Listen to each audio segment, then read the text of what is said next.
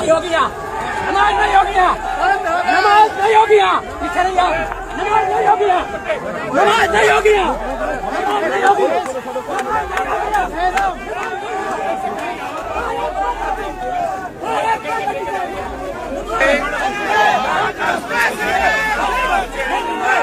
Video बनाओ, video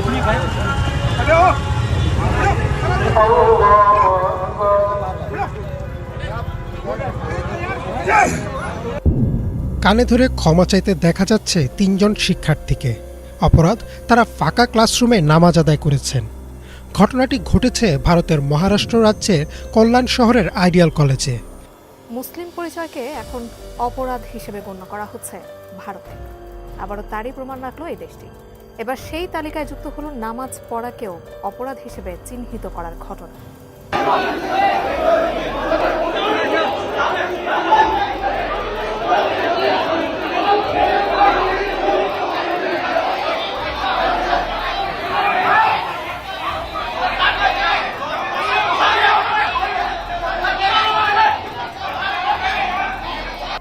ভারতে মুসলিম নাগরিকদের বিরুদ্ধে চলছে নজিরবিহীন দমনপীড়ন। সুদিনদের বাড়ি বাড়ি তল্লাশি চালিয়ে করা হচ্ছে গ্রেপ্তার।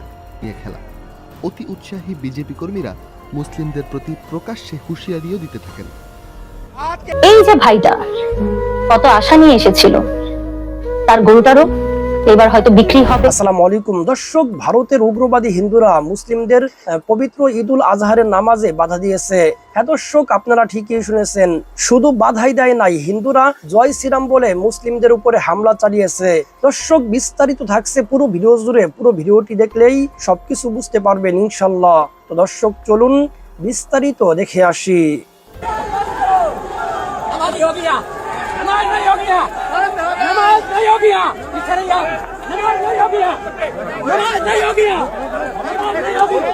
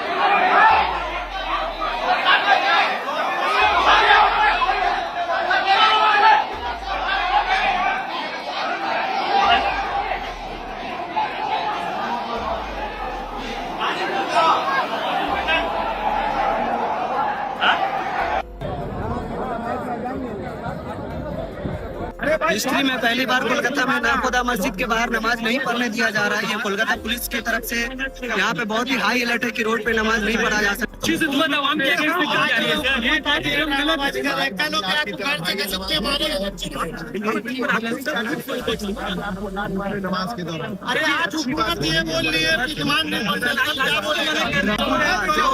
नमाज हम लोग এবার অনুষ্ঠিত হচ্ছে না কলকাতার অন্যতম এবং ঐতিহাসিক রেড রোডের ঈদ জামাত। জনপ্রিয় এই রাস্তায় মুসলিমরা প্রতিবার ঈদের নামাজ আদায় করতে পারলেও এবারে নিষেধাজ্ঞা জারি করেছে বিজেপির রাজ্য সরকার। কিন্তু হঠাৎ কেন এমন নিষেধাজ্ঞা, বিস্তারিত জানাচ্ছেন তৌফিকুল আশিক। কলকাতার রেড রোডের ঈদের নামাজ পুরো ভারতের অন্যতম সর্ববৃহৎ মুসলিম জামায়াত। প্রতি বছর ঈদের দিন সকালে লাখ লাখ মানুষ একসঙ্গে কাঁধে কাঁধ মিলিয়ে নামাজ আদায় করতে আসতেন এই রেড রোডে। এর আগে কলকাতার ধর্মতলার শহীদ মিনারের পাদদেশে এই প্রধান জামাতটিও অনুষ্ঠিত হতো। পরবর্তীতে ৮০-র দশকে ১৯৮০ সাল নাগাদ তৎকালীন বামফ্রন্ট সরকারের মুখ্যমন্ত্রী জ্যোতি বসু নিজেই মুসলিম সম্প্রদায়কে রেড রোডের বিশাল রাজপথে নামাজ পড়ার পরামর্শ দিয়েছিলেন। সেই থেকে গত বছর পর্যন্ত টানা ৪৬ বছর ধরে কোনো রকম বিঘ্ন ছাড়াই এই ঐতিহ্যবাহী নামাজ হয়ে আসছিল। পশ্চিমবঙ্গের বিধানসভা নির্বাচনে বিজেপি ক্ষমতায় আসার পর এবং মুখ্যমন্ত্রী হিসেবে শুভেন্দু অধিকারী দায়িত্ব নেওয়ার পর থেকেই ভারতের ধর্মীয় সিদ্ধান্তে পরিবর্তন আসতে শুরু করে। নতুন সরকারের মুখ্যমন্ত্রী শুভেন্দু অধিকারী নির্দেশ জারি করেছেন, রাজ্যের কোথাও কোনো অবস্থাতেই আর প্রকাশ্যে রাস্তায় নামাজ পড়া যাবে না। সরকারের এই কঠোর এবং একতরফা নির্দেশনার পরেই রেড রোডে নামাজ পড়ার সিদ্ধান্ত সম্পূর্ণ বাতিল করতে বাধ্য হয়েছে মূল আয়োজক সংস্থা পশ্চিমবঙ্গ খিলাফত কমিটি। উন্নত মানের কাঁচামাল আরআইএল অ্যাঙ্গেল এন্ড চ্যানেল, এখন কাঠের দিন শেষ, আরআইএল এর বাংলাদেশ। খিলাফত কমিটির চেয়ারম্যান এবং তৃণমূল কংগ্রেসের বিধায়ক জাভেদ খান জানিয়েছেন, রাজ্য সরকারের নিষেধাজ্ঞার কারণে তারা বিকল্প ব্যবস্থা গ্রহণ করতে বাধ্য হয়েছেন। এবার রেড রোডের পরিবর্তে ঈদের নামাজ পড়া হবে কলকাতার ব্রিগেড প্যারেড গ্রাউন্ডে।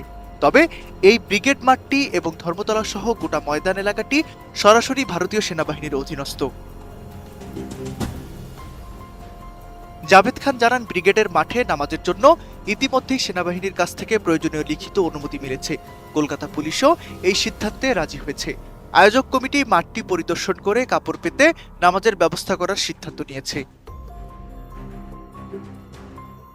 শুধু নামাজের জায়গায় বদল করা হয়নি, ওপার বাংলার মুসলিমদের জন্য ধাক্কা এসেছে ঈদের ছুটির তালিকায়ও।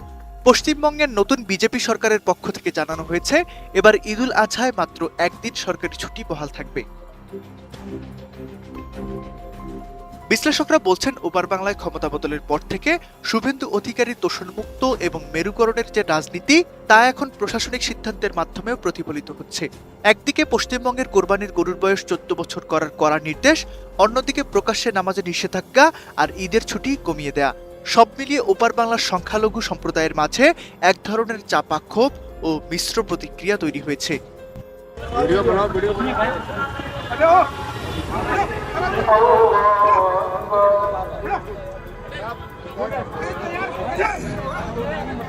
भाई सजदे में थे, देख सकते हो भाई लोग, सजदे में थे भाई लोग जितने भी है, नियत कर रखे थे, इसने लात मारा है, पुलिस वाले ने लात मार रहा है और मुसलमानों को मार रहा है। ये इंदर लोग की वीडियो है।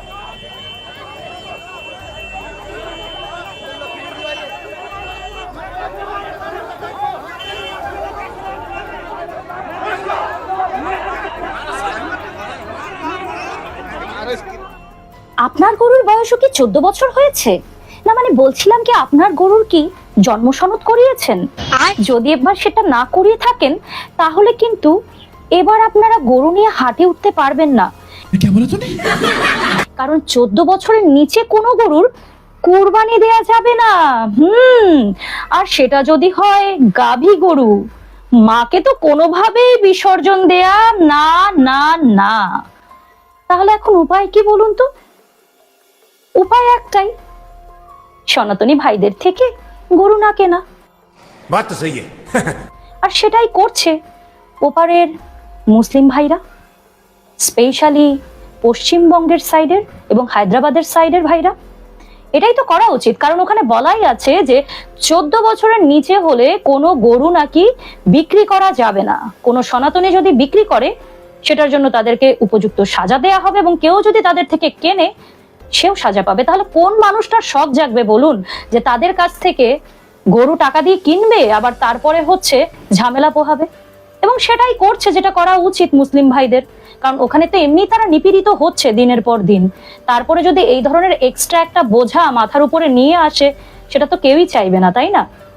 কিন্তু এটার আগে আমি আপনাদেরকে একটা ছোট্ট ভিডিও দেখিয়ে দিই, তো দেখুন। মানে উকি উকি লাগাবো, 3 থেকে 4 লাখ টাকা লোন নিয়েছি, দেনার দায় আমি দেনদারি। আমার ছেলে অপারেশন হয়েছে, একটা গাড়ি অ্যাক্সিডেন্টে, আমি গরু তুলেছি, গরু বিক্রি করে আমি দেনা দেবো। আজ আমাদের দেনায় দেনদারি করে সরকার কি লাভ পেলো? দেখতে পেয়েছেন? কিছু বুঝতে পেরেছেন? যারা কিনা নিজের ঘরে এসির মধ্যে বসে ওই যে পপকর্ন হাতে নিয়ে, একটা এক্সপ্রেসও হাতে নিয়ে, আর একটা ওই যে কি কেএফসি বা বিএফসির চিকেন ফ্রাইয়ে টান দিতে দিতে ভাবছেন খুব ভালো হয়েছে, এইবার একটা উপযুক্ত কাজ করেছে সরকার, কারণ এবারের এই কাজের কারণেই মাতাকে এবার আর কেউ বিসর্জন দিতে পারবে না, কোরবানি করতে পারবে না। মাতার মাংস আমরা কাউকে খেতে দেবই না, তাতে যা থেকে যা হয়ে যাক। গরু আমাদের মাতা, আর মাতার মাংস আমরা কাউকে খেতে দেব না। সো এই যে কাজটা হচ্ছে, এটাকে যারা সমর্থন করছেন তাদের মতো বিবেকহীন গবেট আমি একটা জায়গাতেও দেখিনি। আরে ভাই, যেখানে আপনাদের দেশ প্রতি বছর বিফ মিট এক্সপোর্ট করাতে দেশের শীর্ষ 10টা কান্ট্রির মধ্যে একটা, যেখানে আপনাদের ইকোনমির একটা বড় অংশ আসে কাউ মিট বিক্রি করে, সেখানে এই গরিব মানুষগুলো, গরিব খামারিদের কি দোষ বলুন তো? কি দোষ? ওই জায়গায় গিয়ে তো বন্ধ করতে পারবেন না, ওই জায়গায় গিয়ে স্যালুট দিতে পারবেন, এইসব বলার সুযোগও হবে না, কিন্তু যেটা করতে পারবেন সেটা হচ্ছে গরিব মানুষদের উপরে নিপীড়ন করতে পারবেন। আমার তো এখন খারাপ লাগছে এই সনাতনী ভাইগুলোর জন্য, যারা কিনা হাজার হাজার লাখ লাখ টাকা ঋণের বোঝা মাথায় নিয়ে বাছুর কিনে ফার্মে আনে, এরপর সেটাকে পালন করা, খাওয়ানো, সেটার রোগ বালাই দূর করার জন্য চেষ্টা করা, এগুলোর পিছনে তো খরচ আছেই। তারপরে তাদের উদ্দেশ্যটা কি থাকে বলুন তো? খালি গরুর দুধ বিক্রি করবে? খালি তো গরুর দুধ বিক্রি করলেই সবকিছু হয়ে যাবে? তাদের উদ্দেশ্যটাই থাকে যেই টাকা দিয়ে তারা বাছুরটা কিনে এনেছে সেটার যোগ্য দামটা যেন তারা কুরবানির সময় বিক্রি করার সময় পায়। এবং সেই পথই যদি বন্ধ করে দেয়া হয় তাহলে তারা করবেটা কি? এই যে আপনাদের যে বোন, আমাদের ধর্মের তো না, এই যে আপনাদের যে বোন কান্না করছে, কাইন্ড অফ কান্নাই করছে, কারণ ওনার কথার ভিতরে কতটা কষ্ট লুকিয়ে আছে সেটা বোঝার ক্ষমতা হয়তো আপনাদের হয়নি। এই যে ভাইটা, আরেকটা ভিডিও দেখাচ্ছি আপনাদেরকে।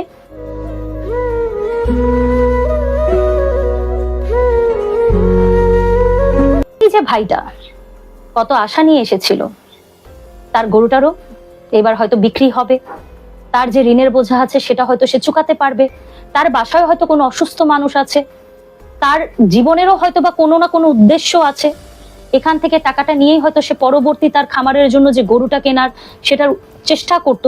কিন্তু সেগুলো কি আপনারা করতে দিলেন? আপনাদের সরকার করতে দিল? আর কিছু বিবেকহীন গবেট এটাকে সাপোর্ট করছে যে খুব ভালো হয়েছে, খুব ভালো হয়েছে, মাতাকে এখন কেউ বিক্রি করতে পারবে না। আরে বাবা, সবকিছু না এইভাবে কানেক্টেড। কানেকশন যখন বন্ধ করে দিবেন না, তখন কিন্তু ওই যে বলে না যে উপরের দিকে যদি কিছু ছুঁড়ে মারেন ওটা নিজের উপরে এসেই পড়ে। কারণ আপনাদের রিলিজিয়ানের অনেক মানুষকেই দেখেছি যারা কিনা কাউমিট খায়, আমার নিজের চোখে দেখেছি যারা কিনা কাউমিট খায়। তো ধর্মান্ধ হয়ে এতটা পাগল হয়ে যাবেন না কেউ যে একটা জানোয়ারকে কেন্দ্র করে এত বড় সিচুয়েশন কেউ ক্রিয়েট করবেন না, বা এত বড় একটা বিষয়কে কেউ সাপোর্ট করবেন না যেটাতে কিনা গরিব দুস্থ মানুষদের জীবন সংকটাপন্ন হয়। যেটাই হোক, আমার এই ভিডিওটা করার একটাই উদ্দেশ্য, সেটা হচ্ছে এটা তুলে ধরা যে যেই উদ্দেশ্যে অ্যাকচুয়ালি গরুর 14 বছর না হলে কুরবানি দেয়া যাবে না বা হাটে ওঠানো যাবে না, সেটা কি আসলেই সফল হয়েছে? অন্য দেশে কি কোরবানি হবে না? হয়তো আপনাদের স্পেসিফিক জোনগুলোতে কোরবানি হবে না, কিন্তু অন্যান্য দেশে কি কোরবানি হবে না? যথারীতি কোরবানি হবে। তাহলে এই গরিব মানুষগুলোর হকের টাকা বা হকটা কেড়ে নেয়ার কি অধিকার আছে আপনাদের? কি অধিকার আছে? তাদেরকে দিন না তাদের মতো বাঁচতে, তাদেরকে দিন না তাদের মতো চলতে। যে যা খাওয়ার খাক না, যার শুকর খাওয়া দরকার সে শুকর খাবে, যার গরুর মাংস খাওয়ার দরকার গরুর মাংস খাবে। আপনাদের ধর্মীয় অনুভূতি আপনাদের কাছে রাখুন না। আরে ভাই, যেই যেই ধর্মের মানুষ তাদেরকে তাদের মতো করে জীবন চালাতে দিন না। আমাদের দেশটা মুসলিম দেশ, কিন্তু আমরা সেকুলারিজমকে পালনও করি, রেসপেক্টও করি।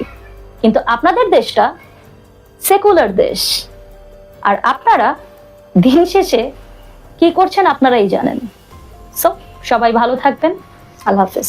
যতই হোক মাননীয় মুখ্যমন্ত্রীর আদেশ, গরু খাওয়া বন্ধ করে দিয়েছে, কোনো সমস্যা নাই, খাবো না। আর কেউ খাবে না গরু মাংস, পুরোই বন্ধ। এমন হেন কোথাও লেখা নেই যে মুসলিম জাতিকে ওই গরু মাংস খেতেই হবে বা গরুই কোরবানি দিতে হবে। তার জন্য অন্যান্য অনেক প্রাণী আছে, দিয়ে নিব, যা কিছু হোক, কোনো সমস্যা নেই। কিন্তু আসল কথা, সমস্যাটা এখন কার দেখা যাচ্ছে? বেশি করে দেখো তো, চিনতে পারো কি? দেখো, ভিডিওটা আমি তুলে ধরছি, তারপরে আবার কিছু কথা বলবো, আগে দেখে নাও।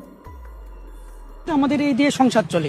বিক্রি আমাকে করতেই হবে, আর নাহলে বিক্রি যদি না হয় আমাকে ছেড়ে দিতে হবে মাঠে, নগদ জরিমানা দিতে হবে আমাদের, যদি আমাদের কিনা বেচা যদি বন্ধ হয়ে যায় সরকার তুলে নেবে। চিনতে পেরেছো নিজের জাতি, এগুলো তোমাদের নিজের জাতি। কষ্টটা শুধু একার আমাদের মুসলিমের, শুধু একটা কথা চিন্তা করবে, শুধু মুসলিমরা খাওয়ার জন্য গরু পোষে না, অনেকেই আছে, সে হতে পারে মুসলিম আবার হতে পারে হিন্দু, নিজের প্রফেশন এটা গরু পোষা, যেখান থেকে আর্ন করে খায়, ঠিক আছে, যেখান থেকে মানুষ ভালোভাবে একটা প্রফিট পায়, গরু পুষে মানুষ করে। গরু মাংস খাওয়া তো বাদই দিয়ে দিয়েছি। এবারে আমার স্বজাতি যারা আছো, আমার ভিডিও দেখছো, তাদের ঘরে যত গরু আছে, এমনিও তো কোনো ক্রয় বিক্রয় নাই, কোনো দাম নাই, কিচ্ছু নাই। তোমরা এক কাজ করো, যদিও আমাদের প্রিয় সনাতন ধর্মের ভাই বোনেদের গোমাতা বলে কথা গরু, তাদেরকে একটু ফ্রিতে তাদের পুজোটা করিয়ে দেওয়ার ব্যবস্থা করো, গরুগুলো ছেড়ে দাও। পারলে তাদের বাড়ির সামনে গিয়ে বেঁধে দিয়ে আসো বা ছেড়ে দিয়ে আসো, তারা ফ্রিতে গোমাতার পুজো করুক, তাদের আমাদের কোনো রকম কোনো আক্ষেপ নাই। সবাইকে ধন্যবাদ, সবাই ভালো থাকো, সুস্থ থাকো, ভিডিওটা সবাই বেশি বেশি করে শেয়ার করো। Take care. পৃথিবীতে 197টি দেশের মধ্যে কেবলমাত্র ভারতবর্ষ এমন একটা দেশ, যে দেশের শুভবুদ্ধি সম্পন্ন কিছু মানুষের মা হচ্ছে গরু। হ্যাঁ, এটাই বাস্তব। যাই হোক, এটা একটা আস্থার বিষয়, কিন্তু ওই গরুর সন্তানদের কাছে আমার অনুরোধ, যখন ভারতবর্ষের মানুষ ওই গরুকে কেটে মাংস রূপে ভক্ষণ করে, তখন আপনাদের খুবই কষ্ট হয়, আর এটা হওয়াই স্বাভাবিক। তাই আপনারা করেন কি, সেই অসহায় দুস্থ যারা ক্ষুধার জ্বালাই ওই গরুর মাংস খেয়েছিল, তাদের বাড়ি ঘর জ্বালিয়ে দেন, তাদের খুন করে ফেলেন, এবং সরকার তাদের জন্য আইন পাশ করে। কিন্তু আপনাদেরই ওই গোমাতাকে যখন কেটে মাংস রূপে বিদেশি রপ্তানি করা হয় এবং কোটি কোটি টাকা তাকে ইনকাম করে, এবং বিদেশের মানুষরা তাকে মজা করে করে খায় আপনাদের ওই গোমাতার মাংসকে, তখন আপনাদের কষ্ট হয় না? তাই যদি বন্ধ করতে হয়, তাহলে ভারতবর্ষে সমস্ত কসাইখানা গো হত্যা বন্ধ হোক, সেটা আপনারা পারবেন না, কারণ আপনাদের সেই মুরদি নেই। আপনারা কেবলমাত্র ওই গরিব অসহায় মানুষগুলোর উপর অত্যাচার করতে পারেন। আসলে আপনারা গোমাতার প্রকৃত সন্তান নন, আপনারা ভণ্ড সন্তান। তাই ভারতবর্ষের সমস্ত মানুষের কাছে আমি অনুরোধ করব, ওই গরুগুলোকে, আই এম সো সরি, গরু নয়, গোমাতাগুলোকে মেন রোডে গিয়ে ছেড়ে দিয়ে আসুন।